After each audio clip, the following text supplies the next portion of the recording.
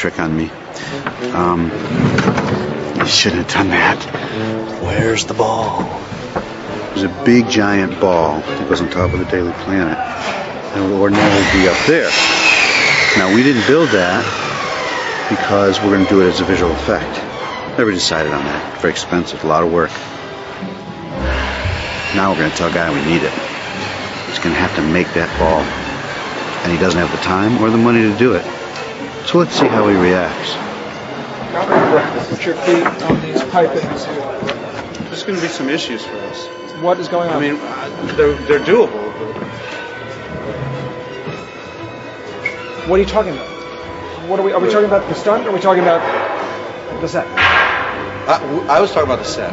What is the final plan for the thing? For the ball? Well, this is the set. There is no ball. We're going to have... There's going to be like not a whole hemisphere, because I understand, but like there's going to be a structure. There's some structure that I can shoot up into. No, this is it. Unless you say. Then what am I shooting up into? CG world. This is not what we talked about. It's absolutely what everybody. No, it is not what we talked about. I was under the impression that we talked about was like less than a hemisphere as a lighting element. And my assumption was they were going to drop that thing into the set. Like that thing would be the backing that would be dropped into the set. You told me that the whole ball would reach up through the ceiling. Obviously, I understood that. I know the scale. But my assumption is we would build up something into like a third of a hemisphere, like not a hemisphere, but a third of the. No, it was taken away because the rooftop cost too much. When was this? When did this happen, and who? Okay, we had a meeting about this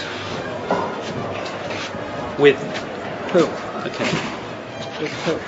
with a lot of people, including. This is too cruel. I can't do it anymore. It's too cruel. You are a wimp. Siegel is a wimp. I'm sorry. It was payback. You're a wimpy mastermind. I'm sorry. Take this through life. Too much. I don't know. You didn't see the look on his face when he turned around and you're going like this. He was like this. There was a conversation with Many people.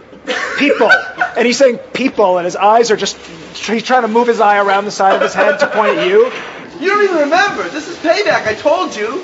You got Strapper, and you stood outside the little tent, and you. Oh, now you remember.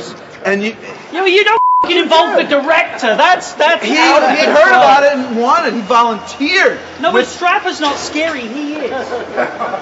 He's scary. Strapper is not What's scary about me? That's why it worked. Yes, we'll put the ball in later. The guy gets All right, touche. So fingers crossed. Okay, come on. Close the ball.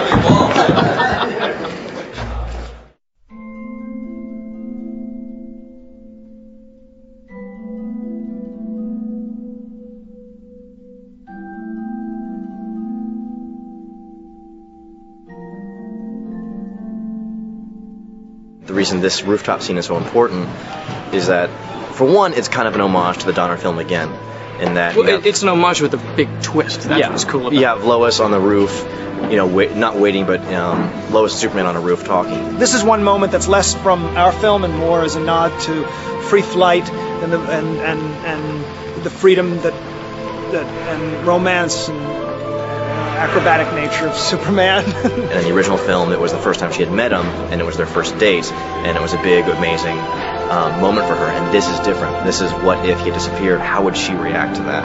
How would she feel if he had disappeared for 5-6 years? So it kind of is more to convey a sense of emotion and feeling and freedom as opposed to a moment from the film.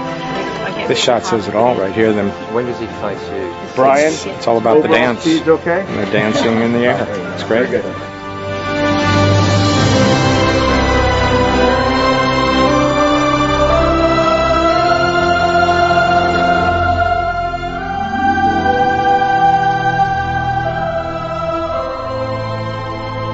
A lot of that scene is a lot of wind blowing. We're far away, and it's hard to connect with what's happening. But those, intimate moments when we were actually close and we could see each other's eyes and really hear what each person was saying were really nice, because that's actually the only scene that, and then a few later, but that scene is where Superman and Lois actually talk. So it's a lot about just getting him in the wires, seeing what, it's all about working through the scene as we're shooting and seeing how they respond to each other and how their bodies look together and how their feet work. What'll be pretty about it is not only the fact they're coming in, but the way that you see their feet. My favorite part is just he lands and then he sets her down. It's very gentlemanly. Is it important that Superman's a gentleman? Oh yeah, of course, sure. What's the matter with you? Superman. Yeah, come on. Where did we get him from? And what we've discovered is that if you break 3 planes at the same time, 1 with the camera and 2 with their body movement, that you get a sense of a 3-dimensional object floating in space. And if as soon as one of those planes stops moving, it becomes a 2-dimensional object, and it looks as though it's grounded. So this scene here, it's pretty pivotal as far as the movie goes, isn't it? Well, it's very pivotal. We fly them in so many interesting ways that involve camera manipulation, or they're standing still, or they're on turntables. But this whole idea that they're flying over the river and you see the reflection and then she touches the water, this one baffled me. It's like we're not going in continuity. The idea is these are moments, so I think they already did that, and now it's 2 people, and you're like, oh, we're seeing them in a different position, and they're looking funny, and why are their faces wobbling? Oh, it's reflection. Yeah. It requires a large mirror and a lot of green screen. Cables, actors, the whole thing.